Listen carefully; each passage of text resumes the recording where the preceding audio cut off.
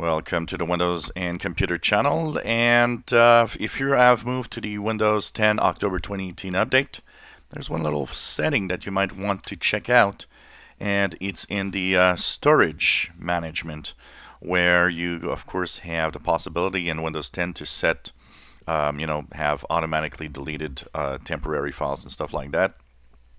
One thing to be careful: if you go into your settings and then you go into your system and storage, just make sure that when Storage Sense is, if it's enabled, click Change How We Free Up Space Automatically, and make sure that Downloads folder is set at Never if you don't want to lose anything.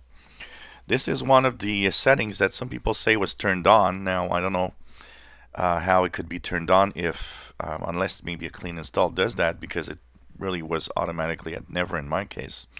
But be very careful in what is cleaned up here, because this will maybe create some loss of data if you have files and folders in your download folder. So just make sure that you check that out to validate that it's okay.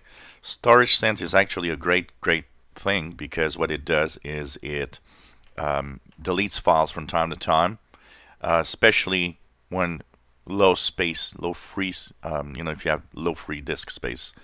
But you can also run it in a every day, every week, every month, so that it cleans up the temporary files.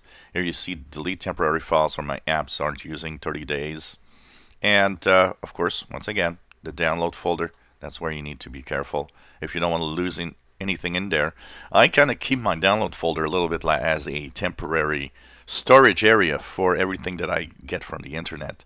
So you might actually have that also. Maybe you want to use that, and that of course is one of the issues here, is that you could lose your data in the download folder if you if you're not careful with this setting. So that's pretty much one of the things to look at if you want to make sure you don't lose any data on the automatic cleanup of Windows 10 October 2018 update. If you enjoy my videos, please subscribe, give us thumbs up. Thank you for watching.